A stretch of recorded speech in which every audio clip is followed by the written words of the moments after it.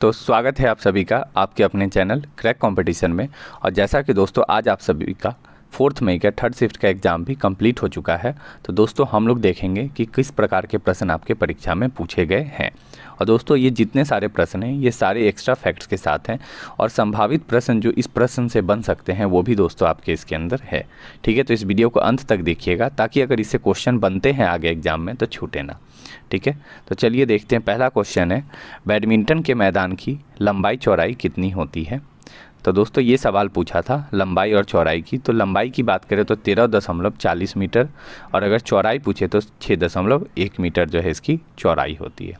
Okay, अगर बात करें तो बैडमिंटन वर्ल्ड फेडरेशन जो है उन्होंने बैडमिंटन कोर्ट की लंबाई 44 फीट सिंगल और डबल दोनों के लिए और चौड़ाई की बात करें तो 17 फीट सिंगल के लिए और डबल के लिए 20 फीट जो है रखी है। ओके, साथ ही साथ दोस्तों आप लोग कमेंट करके बताएं कि आपने जो है एग्ज़ाम में कितने अटैम्प्ट लिए हैं। ओके, ये ज़रूर बताएं। नेक्स्ट है, बृहदेश्वर मंदिर का निर्माण किसके शासनकाल में हुआ। तो दोस्तों इसका राइट आंसर होता है आपका राजा राज चोल के जो शासनकाल में निर्माण हुआ था। कब हुआ था तो 1003 से लेके 1010 के बीच। बात करें इस मंदिर को जो है अन्य नाम से भी जानते हैं, उसका नाम क्या है, राजराजेश्वर मंदिर। ये आप सभी ध्यान रखिएगा, ये सवाल आपका बन सकता है। नेक्स्ट है, आर के नारायण की पुस्तक कौन सी है। तो दोस्तों आपके फर्स्ट शिफ्ट में ही जो है पूछा गया था मालगुडी डेज के बारे में और ये आर के नारायण की पुस्तक थी। और आप देखो कि फिर से आपका द डार्क रूम जो है ये भी पुस्तक, मतलब एक दिन में आपका 2 सवाल एक ही पर्सन से आ गया। ओके, ठीक है, चलिए नेक्स्ट क्वेश्चन देखते हैं। नेक्स्ट सवाल पूछा था आपका राष्ट्रीय जलमार्ग संख्या जो 2 है आपका, वो किस नदी पर स्थित है। तो राष्ट्रीय जलमार्ग संख्या 2 की बात करें तो ये आपका दोस्तों ब्रह्मपुत्र नदी पर स्थित है। आपका राइट आंसर ब्रह्मपुत्र होता। बात करें तो इसे 1998 में जो है राष्ट्रीय जलमार्ग 2 घोषित किया गया था। ठीक है, अभी फ़िलहाल में अगर आपसे पूछे कि कुल कितने जलमार्ग हैं तो 111 जलमार्ग जो हैं वह राष्ट्रीय जलमार्ग अधिनियम के अनुसार घोषित अभी हैं। ओके, और साथ ही साथ बात करें तो पांडु बंदरगाह जो है वो राष्ट्रीय जलमार्ग 2 का सबसे बड़ा और सबसे महत्वपूर्ण बंदरगाह है। तो ये भी आपके लिए इम्पोर्टेंट है दोस्तों। ओके, नेक्स्ट सवाल आपसे पूछा था तराई का युद्ध कब हुआ था। तो तराई की युद्ध की बात करें तो ये युद्ध जो है आपका 1191 और 1192 दोनों में हुआ था। अब आप ऑप्शन के अकॉर्डिंग क्या लगाए हो और ऑप्शन क्या था आप लोग बताइएगा। ठीक है, बात करें तो ये युद्ध मोहम्मद घोरी और अजमेर और दिल्ली के जो चौहान राजपूत शासक पृथ्वीराज तृतीय के बीच हुआ था। ठीक है, बात करें अन्य युद्ध के बारे में कि कौन कौन से महत्वपूर्ण युद्ध हुए हैं। तो दोस्तों चंदावार का युद्ध 1192 में मोहम्मद घोरी और जयचंद के बीच। अगर चौसा का युद्ध पूछे आपसे तो 1539 में हुआ था हुमायूं और शेरशाह सूरी के बीच। हिडिप्सिस का युद्ध अगर पूछे आपसे तो 326 ईसा पूर्व में सिकंदर और पोरस का युद्ध। और अगर आपसे घाघरा के युद्ध पूछे जो कि आपके एग्ज़ाम में पूछ चुका है शायद दोस्तों, हाँ आज सुबह में पूछा है दोस्तों, तो ये 1529 में बाबर और अफगानों के बीच। ओके, नेक्स्ट क्वेश्चन है दोहरी शासन प्रणाली की शुरुआत कब की गई थी। तो दोहरी शासन प्रणाली की बात करें तो ये 1765 आपका बिल्कुल करेक्ट आंसर होता। अगर पूछे कि ये इसकी शुरुआत किसने की थी तो दोस्तों इसका राइट आंसर आपका होगा रॉबर्ट क्लाइव जो है इन्होंने दोहरी शासन प्रणाली की शुरुआत की थी।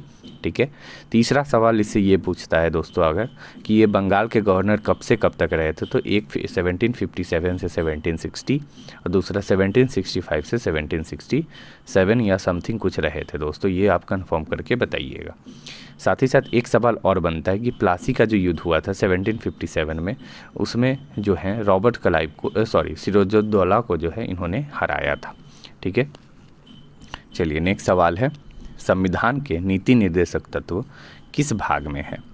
ये सवाल आपका दोस्तों डायरेक्ट पूछा था और ये आप सभी को पता होगा, ये भाग 4 के अंदर है, अनुच्छेद 36 से लेकर अनुच्छेद 51 तक।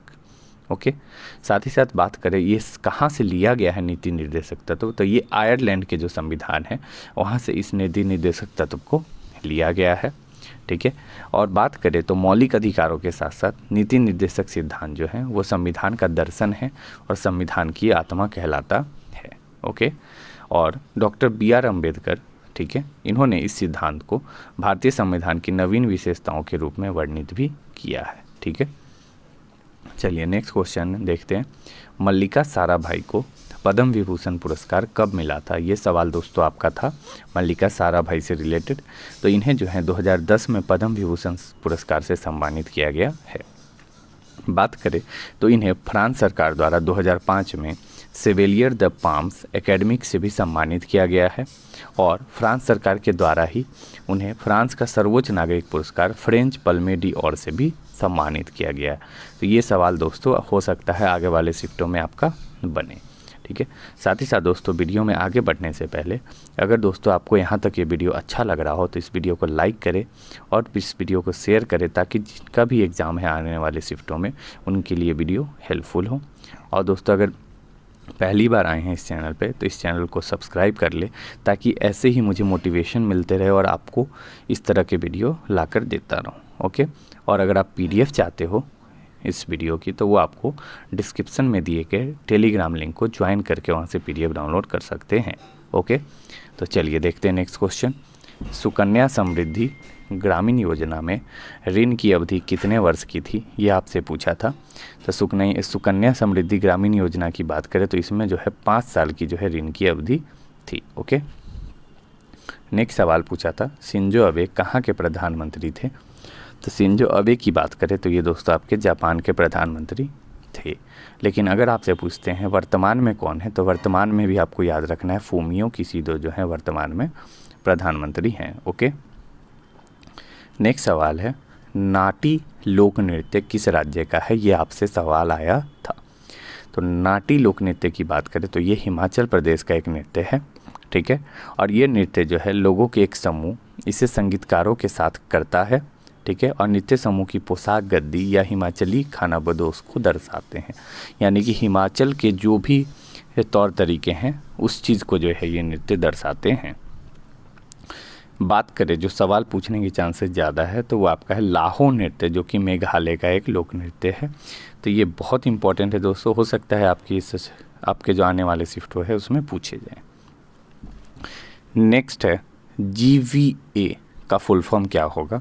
तो GVA की फुल फॉर्म की बात करें तो राइट आंसर आपका होता ग्रॉस वैल्यू एडेड। ओके, और अगर हम लोग ग्रॉस डोमेस्टिक प्रोडक्ट यानी कि GDP की बात करें तो यह किसी देश की सीमा के भीतर एक विशिष्ट समय अवधि यानी कि आमतौर पर जो है 1 वर्ष में जो भी उत्पादित सभी अंतिम वस्तु और सेवाओं का जो है मौद्रिक मूल्य ये कहलाता है। यानी कि 1 साल में जितना उत्पादित जो भी वस्तु हैं और जो सेवा की गई है उसको जोड़कर जो हम लोग GDP किसी भी देश का नापते हैं। ओके, नेक्स्ट है सवाल पश्चिम बंगाल में जो तूफान आया था उसका नाम क्या था? तो पश्चिम बंगाल के तूफान का नाम काल बैसाखी था दोस्तों, आपका राइट आंसर काल बैसाखी होता। ओके, नेक्स्ट सवाल है दोस्तों आपका पंडित किशन लाल का संबंध किससे है? ये सवाल आपका पूछा था दोस्तों। तो पंडित किशन लाल महाराज की बात करें तो एक भारतीय तबला वादक थे, आपका राइट आंसर होता दोस्तों ये एक तबला वादक थे।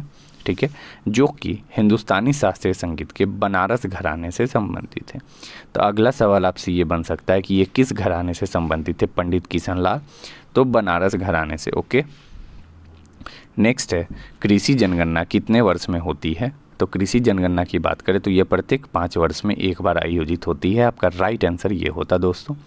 ठीक है, अगर आपसे सवाल पूछता है कि इस जनगणना का आयोजन किसके द्वारा कराया जाता है तो कृषि सहकारिता और किसान कल्याण के विभाग के द्वारा ये कराया जाता है।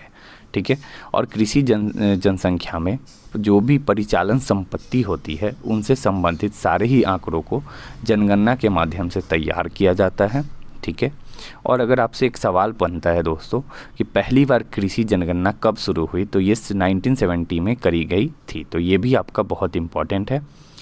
नेक्स्ट है दोस्तों वज्जी संघ कहाँ की राजधानी है?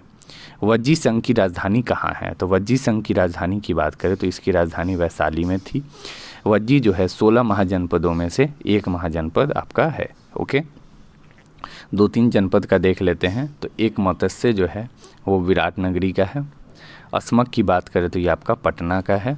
ठीक है, और कम्बोज की बात करें तो ये राजपूत का। ठीक है दोस्तों, तो ये आप सभी को ध्यान रखना है। नेक्स्ट है 2011 जनगणना के अनुसार सबसे ज़्यादा जनसंख्या किस राज्य की है? तो सबसे अधिक जनसंख्या की बात करें तो उत्तर प्रदेश की है। ओके। नेक्स्ट है कौन सा जीव पादपों से भोजन ग्रहण करते हैं? तो पादपों से भोजन ग्रहण की बात करें तो प्राथमिक जो प्राइमरी जीव होते हैं वो करते हैं, ठीक है। और पादपों में पोषण, ऐसे पादपों को जो है हम लोग स्वपोषी कहते हैं, ठीक है। और जो जंतु, वैसा जंतु जो कि पादपों से जो फूड बनता है उसको जो खाते हैं उसे हम लोग विषमपोषी कहते हैं। यानी कि इसको हम लोग ऑटोट्रॉप्स कहते हैं और इसको हम लोग हेटेरोट्रॉप्स कहते हैं। ओके। नेक्स्ट सवाल आपसे पूछा था बंगाल विभाजन कब हुआ था? तो बंगाल विभाजन की बात करें तो आपका राइट आंसर होता है ये 1905 में हुआ था। और किस इस समय वायसरॉय कौन थे? तो लॉर्ड कर्जन जो है इस समय वहाँ के वायसरॉय थे, ठीक है। और 1911 में लॉर्ड हार्डिंग ने इसे वापस ले लिया। तो ये भी आपका सवाल बनता है कि किसने वापस लिया? तो लॉर्ड हार्डिंग ने। और कब लिया? तो 1911 में। नेक्स्ट सवाल है निम्न में से किस दशक में भारत की जनसंख्या में नकारात्मक वृद्धि दर्ज की गई? तो नकारात्मक वृद्धि की बात करें तो ये 1911 से लेकर 1921 के बीच जो है नकारात्मक वृद्धि दर्ज की गई थी, ठीक है दोस्तों। तो दोस्तों ये सारे सवाल जो हैं आपके थर्ड शिफ्ट में आज के पूछे गए थे, ठीक है। और दोस्तों आप कमेंट करके बताएं कि आपने जो है अटेम्प्ट कितने लिए हैं, ठीक है। और साथ ही साथ यहाँ तक अगर आपको ये वीडियो अच्छा लगा हो दोस्तों तो इस वीडियो को लाइक करें और अपने दोस्तों के बीच ज़्यादा से ज़्यादा शेयर करें ताकि सभी के पास ये वीडियो पहुँच पाए। और दोस्तों अगर आप पहली बार आए हैं इस चैनल पे तो इस चैनल को सब्सक्राइब कर ले ताकि आपके लिए ऐसे ही हमेशा वीडियो लाता रहूँ, ठीक है दोस्तों। तो चलिए मिलते हैं नेक्स्ट वीडियो में। Thank you.